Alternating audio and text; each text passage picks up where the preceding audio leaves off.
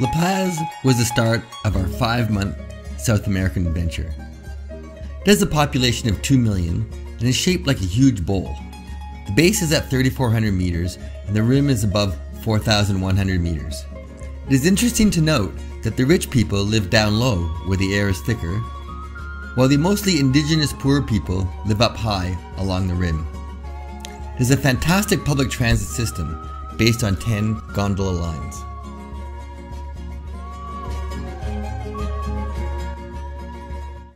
Here we are, the start of the adventure. Waited 4 years for this. We had a bit of a problem with a certain pandemic. That's all done. We're in La Paz and we're really looking forward to this adventure for the next, I don't know how many months, to South America. How appropriate, leaving La Paz by the gondola. And that gondola is going to give us a little bit of a 800-meter boost. But still, we have to get to about 5,000 meters on our very first day, so we better get going. We just finished our climb out of La Paz. It was 1,000 meters over 22 kilometers, and it was very gradual.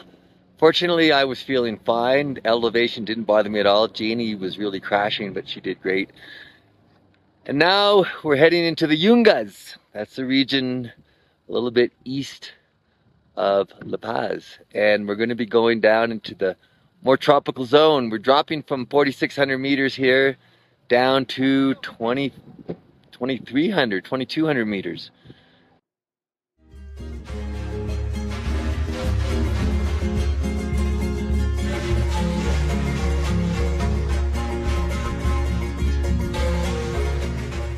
We have made it to the death road and we're still alive.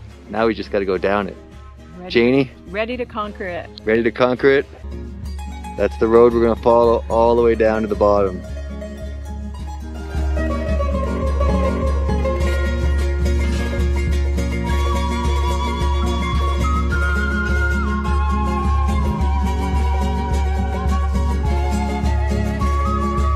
Janie was asking me if that's an extreme cliff that she's standing on the edge of.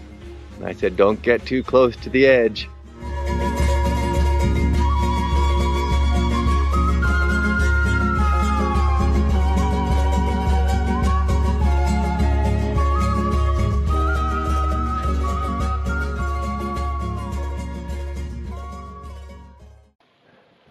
Welcome to the Yungas! The Yungas is a transition region of Bolivia between the Amazon basin to the east and the high Andes to the west. We got beat up by the horrible steep roads and hot climate and had to bus out of there. It was not the best way to start our trip.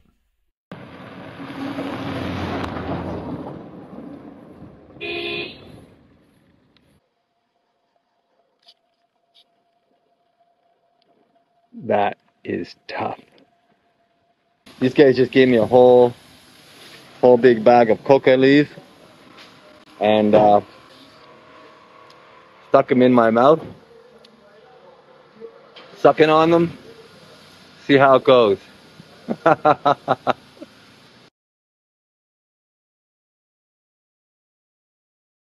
We're very relieved to leave the hot, dusty, steep roads of the Yungas and excited to head into the heart of the Andes and up to the high plains of the Altiplano of Bolivia and Chile. This relatively flat plateau sits at about 4,000 meters, with surrounding peaks soaring to over 6,000 meters. The elevation still bothered Janie a bit, but we did adapt well over time.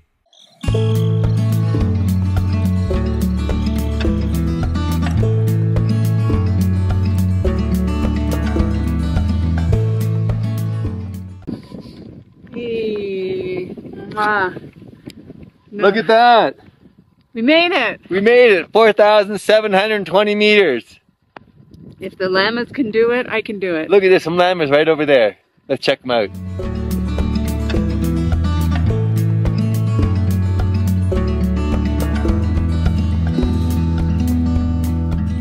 Well, we did it!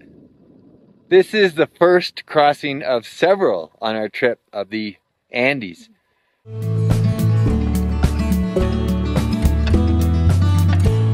Welcome to the true Altiplano! Flat as a pancake. Today was a great day of riding. We left Oruro after a fantastic breakfast, and we had a little bit tricky getting out of town, but once we got out of town, we were spinning. It was flat as a pancake, really good road surface, hardly any traffic.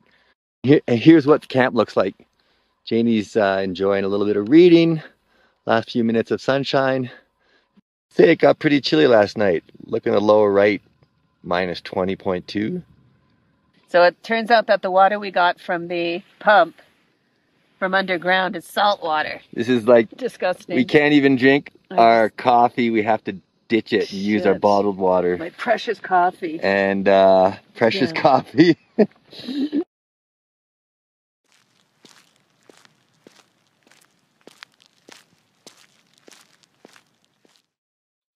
Pretty cool. These, I guess they're made of mud brick. We see them all over the place, these churches. They're really cool. This is what it looks like inside. Sajama is the giant of the Bolivian peaks, reaching over 6,500 meters. There's a wonderful national park there that deserved a few days to visit. It's located in the far northwest of Bolivia, near the Chile border.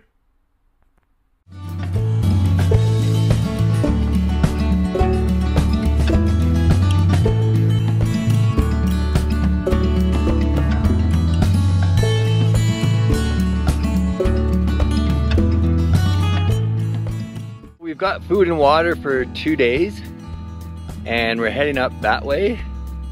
There's some hot springs and geysers, and we're gonna camp.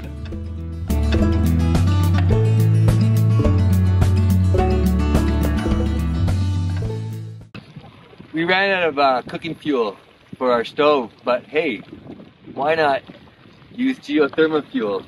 Look at that, that's bubbling hot. That is Smoking hot. It's well over boiling. And look, Janie is desperate for her coffee. We got fish eyes. And I think we're gonna get some coffee. Yep. And we're gonna have oatmeal. We're just getting that warmed up. Good. So I think it'll be an environmentally friendly breakfast.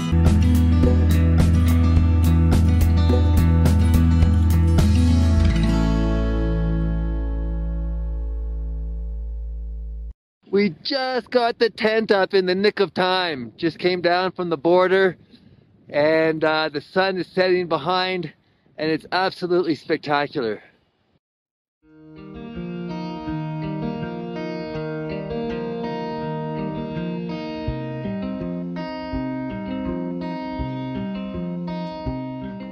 It's such a beautiful night. We decided to stay in for dinner.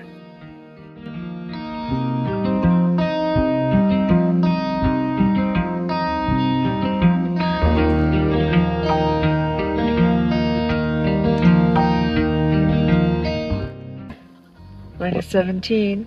Most of our water is frozen solid, so we've got to melt it first before we eat it into coffee!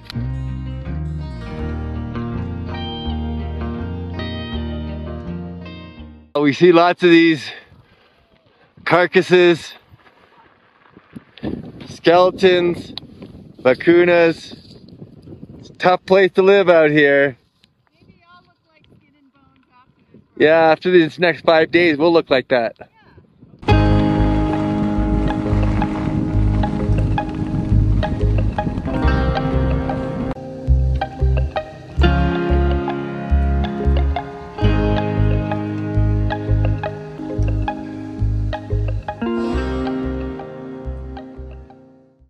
The Atacama Desert is the largest, driest, non-polar desert in the world. We rode for 6 days through it on this route in northern Chile. There is no food resupply, but there were water sources. We're just setting up camp, and this lady is so sweet. She's tending her llamas. She comes over.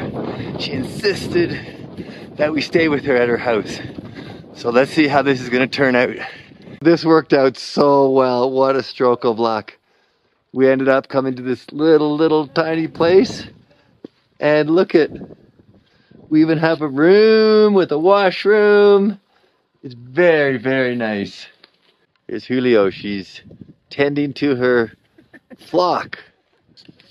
I think she's looking to get one, fix it up. So this is a little grooming session. Getting these alpacas a haircut. Janie and all her friends.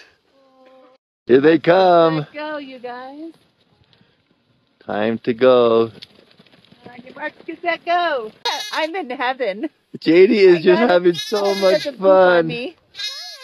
Oh. Baby goat. Oh. Little baby goat. We found the perfect spot for tonight. Just off the road, right beside the flamingos. Let's set up camp.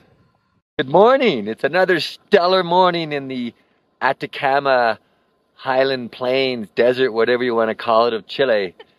And it was pretty cold last night.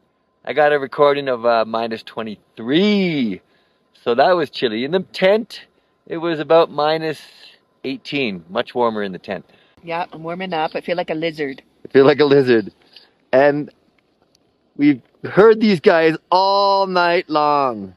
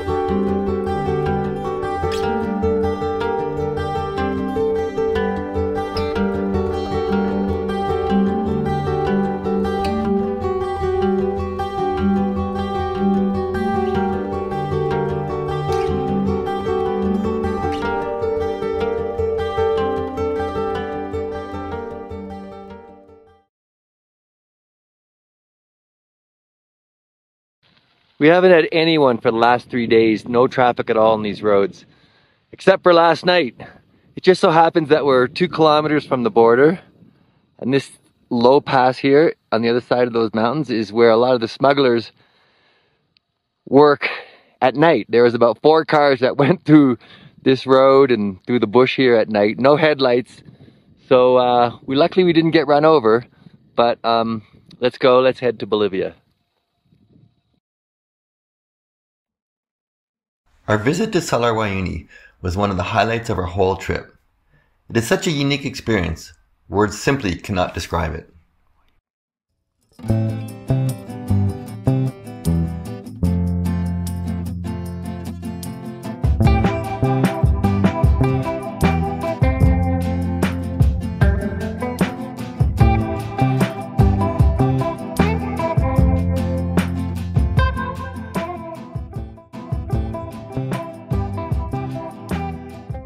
Here's the setup. We're just in this town, Copasa, and we met all these other guys, and we found beautiful artificial turf on this football field, and that was where we camped last night.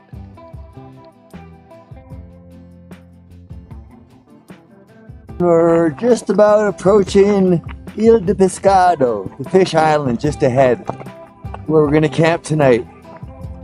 But sunsets, gets cold fast. What are we at? We're down about -6 already.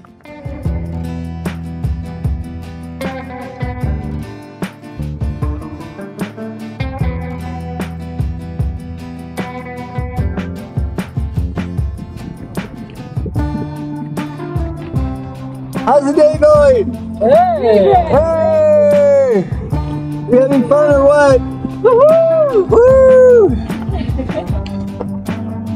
We're going that way for another 100 kilometers. Where are we going to put this? We have to find a flat spot, Danny. I don't know if there's anywhere flat. Could be tricky. So here we are in the Salar, and the surface is like cement. It's so hard. I've been carrying this stone for 2 days, so I better use it. Okay, we're gonna cook up some dinner. We got some soup and some veggies. The only problem is we forgot the salt, so I don't know what we're gonna do. We gotta cook dinner without salt tonight. Sun is just setting. Dinner is done. We are gonna enjoy our night. Oh yeah. Hello on the first day of Laguna's route.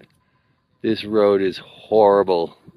It's so sandy, it's even hard to push.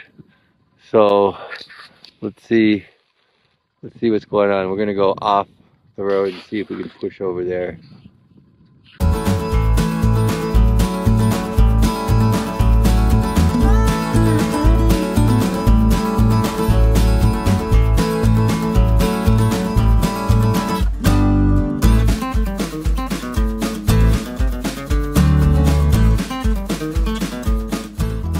We have these guys joining us for breakfast. Coming to check out what you got.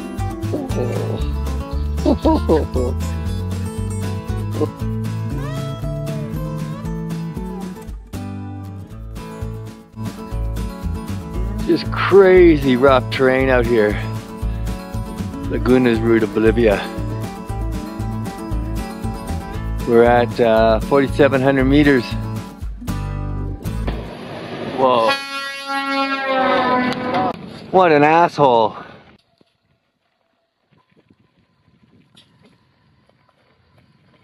do you spell fun?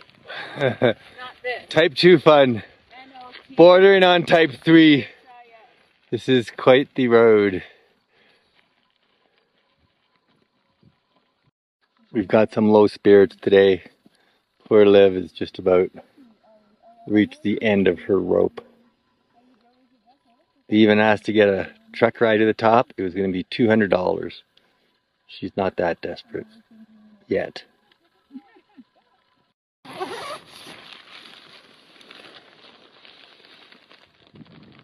Just woke up on the moon.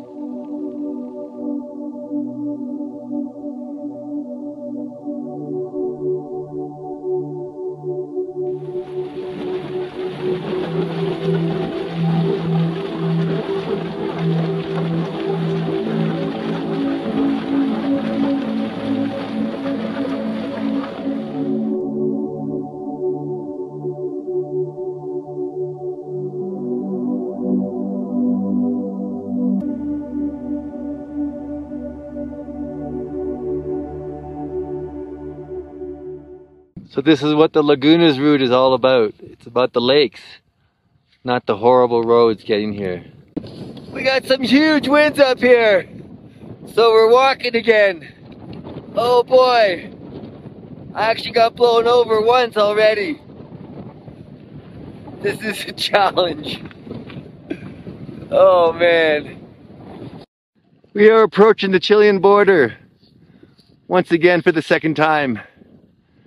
And we're leaving Bolivia, sad to say, but moving on. And this border post is pretty quiet.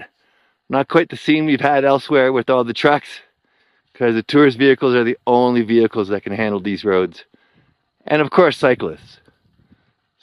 Wow, this is very momentous. We're coming into Chile and we have tarmac. Wow, how about that? Goodbye, Altiplano. We enjoyed it for the last 6 weeks. Wow, that was amazing. Amazing descent. That was like 40 kilometers, 20 400 meters, unbelievable. Holy cow, and there's a straight line on a perfectly smooth highway. We came from like way up there, between those two big peaks. It was amazing. Excellent. And it's Yeah, hot fun. down here, it's like 24 degrees now. Balmy. Everybody enjoy that? Yes. Woo-hoo! We still have 100 more to go. We have made it! Unbelievable. And of course we come to the nice area of town and we're starving, we haven't eaten, and we are gonna live it up, baby. Okay, now we're starting our Peru adventure. We went from San Pedro to Arica, that was a 10-hour overnight. Now, and we just got off the bus from the 21-hour to Lima from wherever we were, Arica. And now we're getting a taxi to the Divide, to Mateo. So we really are packed in here. We got this great driver, our amigo up there, and gracias amigo, and we're gonna go, he's good, he's good. This is the Peru Great Divide. Amazing, it's our first day. Climbed up to 4,900 meters. And here we go. For the next 2 weeks. After the sufferfest of Bolivia and Chile, the Peru Divide was bliss. Although we had lots of climbs, we also had epic descents. Camping was amazing with lots of water and vegetation.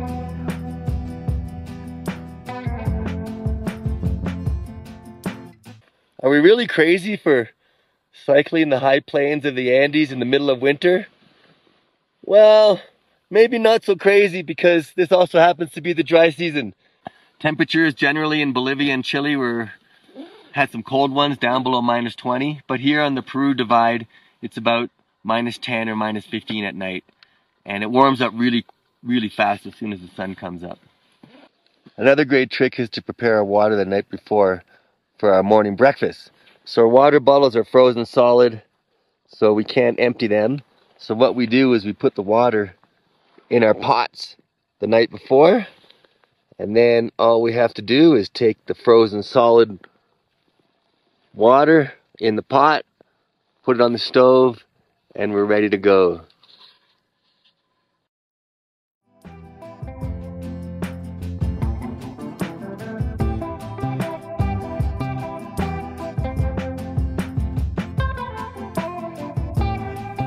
This 2,000 meter descent was truly amazing, starting in the high alpine desert and ending a few hours later in the lush forest below. This was the start of yet another multi-day climb. That was what the Peru Divide was all about. This is so steep.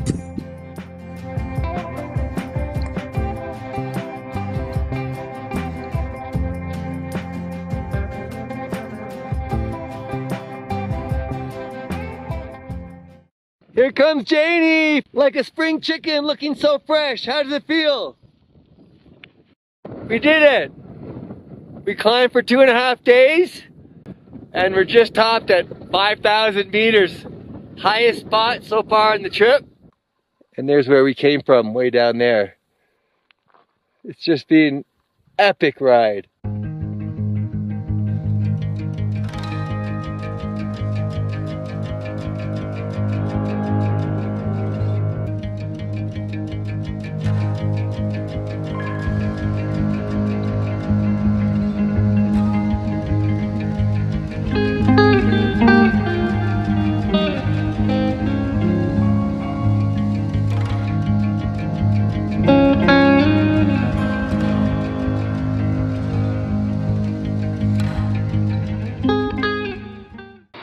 Here we are in Juarez. This is the end of the Peru Divide. It's been a wonderful 3 weeks. We just arrived in Juarez and we're on a coffee quest. Okay, I think we hit payday. I think our bikes are looking, who would want those bikes anyways? They're a little worse for wear. But look what's right over here. What did you find? Coffee. Oh, look at that. Coffee. We're just starting the Huascarian circuit to loop around the Cordillera Blanca. We're on our way up. We've got about 2,500 meters of climbing over the next few days. It's a very hard life for the people in rural Peru, but they seem to be happy. There's lots of singing, smiling, and happy voices. Here comes Janie. We're approaching the top. And as I look over the edge, just at the end of that valley, that's exactly where we started. Boy, what a scene. This is a pretty freaking scary tunnel. It's freezing cold in here. The tunnel's 1.5 kilometers long. And thank goodness we're almost at the end. Yeah, had some bad memories about tunnels. What was it like going through that tunnel? Absolutely frightening. Now we got the long trip down. Whoa, she's going for it. Another crazy descent.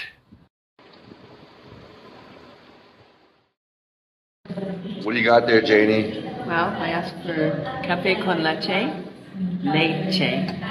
and this is what I get. This is how they do it in Peru. I get the cafe with the leche. You just do that. There you go. That's how it's done.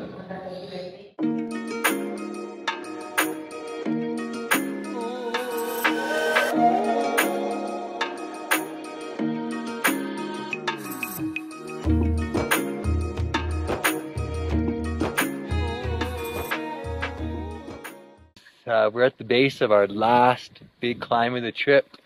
Big climb after 4 months of cycling. We're 400 meters from the top up there. That's at 4,700 meters. And mixed feelings. Feeling tired, feeling ready to kind of finish it up. After this climb, we've got 3,500 meters of down over just over 100 kilometers, and then that'll pretty much be it. But it's been an incredible trip, hardships and challenges, but the rewards were fantastic. What do you think from behind the camera there, Janie? What's your thoughts? I say good times, bad times. It's a mixed soup, and with pretty much an average, let's see, all right, we've been traveling at an average of 3 to 6 kilometers an hour for the last month. It's all been good. Good days, bad days. Let's head up there and get her done.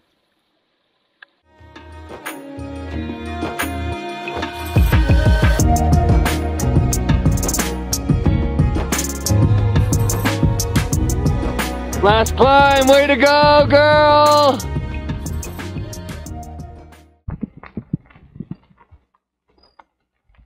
Woo! Look at that!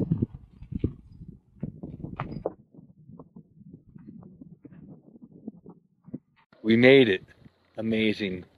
Once again, what a thrill getting to one of these high mountain passes.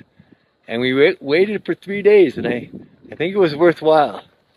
Because here we go. We had some visibility, and the weather's given us some bit of luck here, and it was just fantastic. Have a look.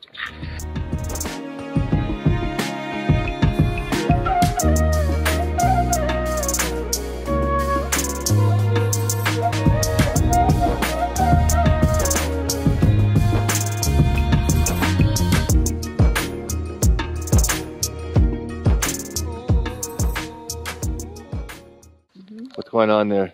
Coffee. Coffee. Oh, look at the crema. Nice. Smells good.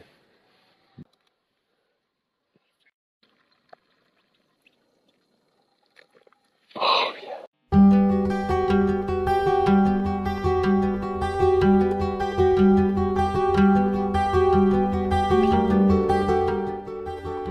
There it is. Elusive. Cascara north and south. This is one of the first times we've seen them both out of the clouds.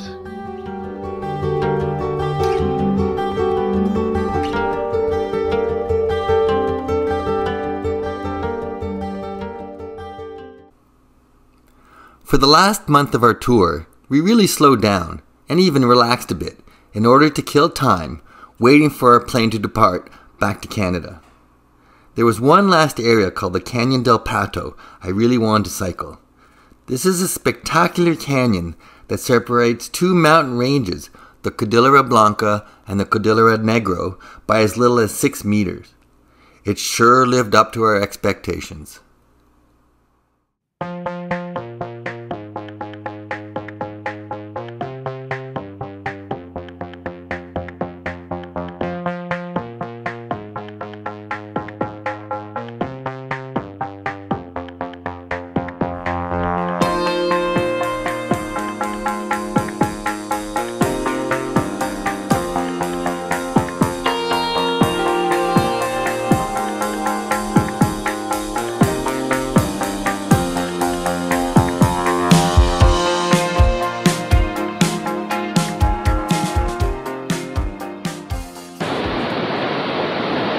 We're on a little unused old road ledge in the Canyon del Pato, and it is just a fantastic spot.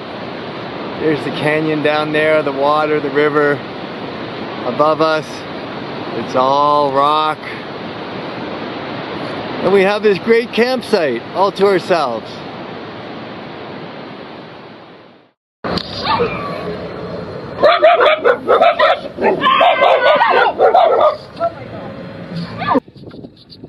Last view of the 6,000 meter peaks, Cordillera Blanca. It's been an amazing trip coming up the Peru Divide and all the way through Peru. This is going to be the mother of all descents. We have 100 kilometers and 4,000 meters, 4,100 meters from this spot. So let's see if we can do it before sundown. Pacific Ocean, here we come.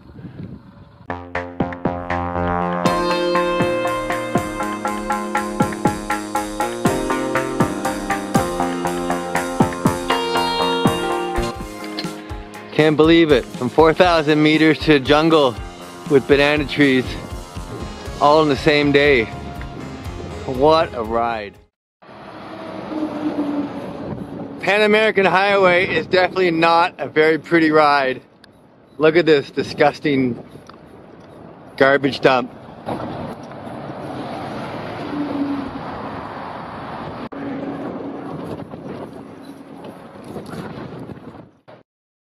We made it down to the coast, the Pacific coast. Just thinking less than 24 hours ago, we were at 4,500 meters. And wow, what a couple of days descent.